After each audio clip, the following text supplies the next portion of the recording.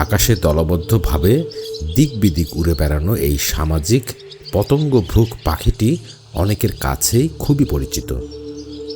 আবার ধর্মীয়ভাবে এই পাখিটিকে অনেকেই সমাদরও করে থাকেন।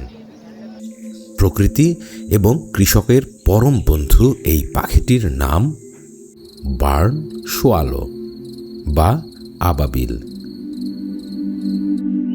যদিও আবাবিল শব্দটি বাংলা নয়, এটি মূলত একটি আরবি শব্দ, যার বাংলা অর্থ দলবদ্ধভাবে আসা বা ঝাঁকে ঝাঁকে অথবা গুচ্ছ গুচ্ছ।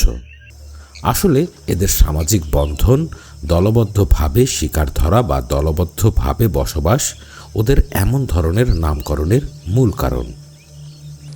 এই পাখিগুলো আকাশ হতে ছোট ছোট পাথর নিক্ষেপ করে, আর এরা শুধুমাত্র মক্কায় বসবাস করে। আমাদের অনেকেরই এমন ধারণা। তাছাড়া এই পাখি দেখার অর্থ কোনো শুভ লক্ষণ, এমন ধরনের ধারণা আমরা অনেকেই পোষণ করি, যদিও এগুলো শুধুমাত্র আমাদের ধারণা ও বিশ্বাস। তবে ধারণা হোক বা বিশ্বাস, এগুলো প্রকৃতির বন্ধু ওই পাখিগুলোর জন্য সত্যি শুভ। তাছাড়া এই পাখিগুলো অর্থাৎ বার্ন সোয়ালো সহ অন্যান্য সোয়ালো প্রজাতির পাখিগুলো কিন্তু শুধু কোনো নির্দিষ্ট অঞ্চলেই নয়, বরং বাংলাদেশ সহ সারা বিশ্বেই পাওয়া যায়। পৃথিবীতে সোয়ালো বা আবাবিল পাখি রয়েছে প্রায় 89 থেকে 90 প্রজাতির, আর বাংলাদেশে পাওয়া যায় মূলত এই বার্ন সোয়ালো বা সাধারণ আবাবিল, লাল কোমর আবাবিল, ডোরা আবাবিল, তারজোড়া আবাবিল। এছাড়াও প্লেন মার্টিন নামের একটি মার্টিনও পাওয়া যায়, কিন্তু এরা এখানকার কোনো স্থায়ী বাসিন্দা নয়। এরা মূলত অধিকাংশ দেশেরই স্থায়ী বাসিন্দা নয়, এরা হলো পরিযায়ী।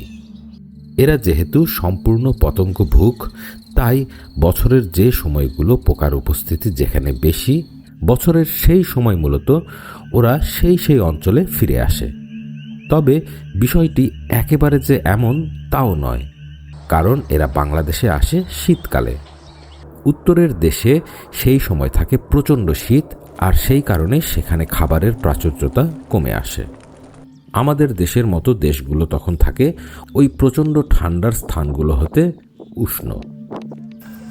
সাথে সেই সময় ওই সকল দেশ হতে পোকা বা পতঙ্গের উপস্থিতিও আমাদের মতো দেশগুলোতে কিছুটা বেশি থাকে।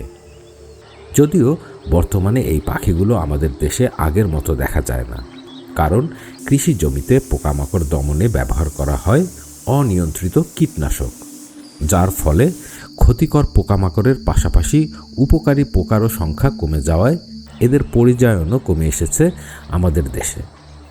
তবে যদি এদের খাদ্যের সঠিক সংকুলান সারা বছরই প্রায় একই রকম থাকে, তাহলে কিন্তু ওরাও পরিযায়ন ছেড়ে কোনো দেশে বা অঞ্চলে স্থায়ীভাবে বসবাস করতে পারত।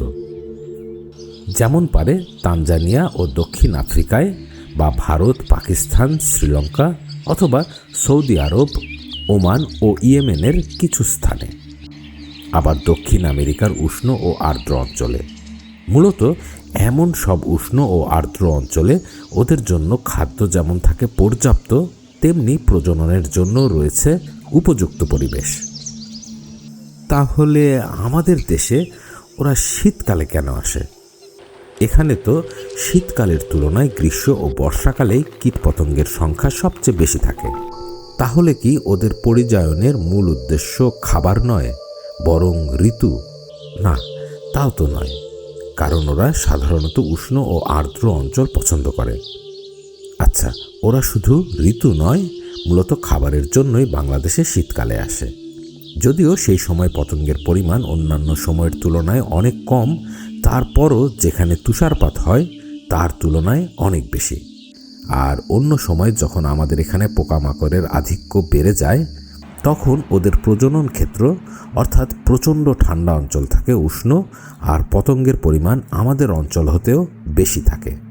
তাছাড়া প্রজনন ক্ষেত্র থাকে পর্যাপ্ত, আর ওই সকল অঞ্চলে প্রজননে অভ্যস্ত পাখিগুলো নিজেদের জন্মভূমিতে ফিরে যায় প্রজননের জন্য।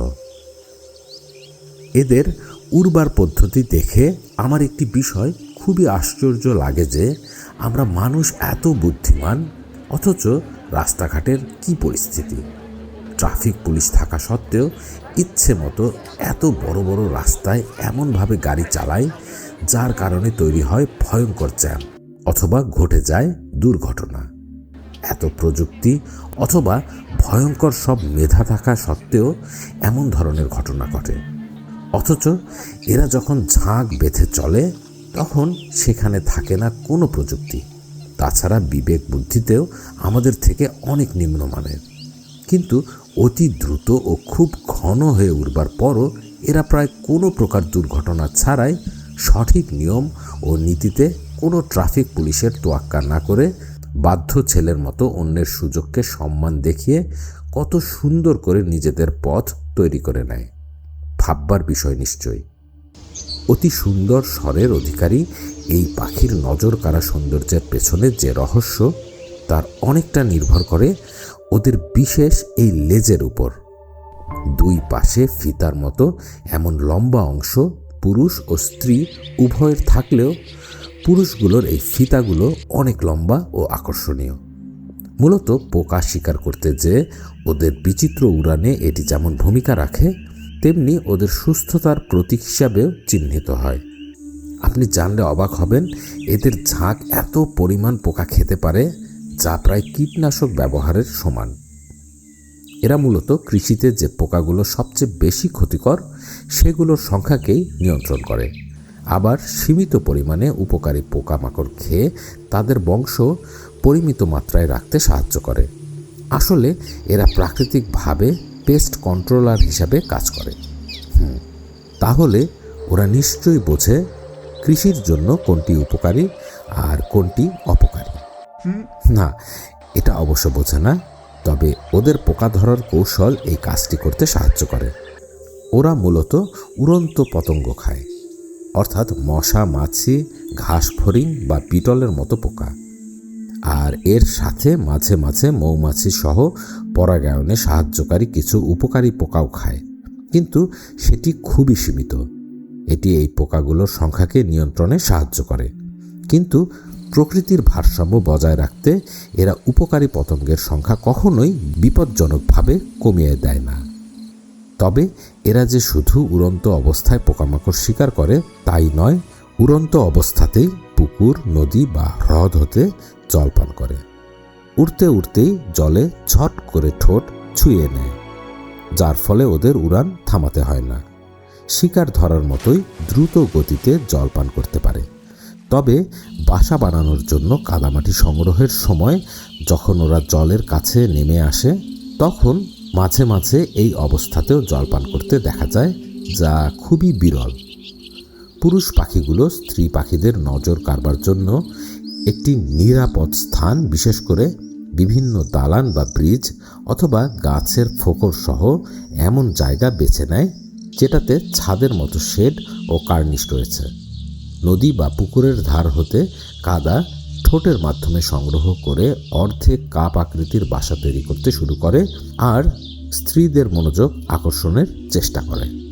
পুরুষদের লম্বা ও মজবুত লেজের এই অংশ স্ত্রীগুলোকে যেমন আকৃষ্ট করে, তেমনি আকৃষ্ট করে পুরুষটির বাসা বানানোর উপযুক্ত ও নিরাপদ স্থানের সঠিক নির্বাচন।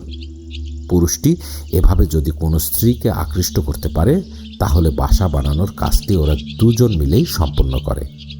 এভাবে একাধিক জোড়া একই জায়গায় বাসা তৈরি করে, অর্থাৎ কলোনিতে বাসা বাঁধে, যা শিকারীর হাত হতে ওদের বাঁচতে সাহায্য করে।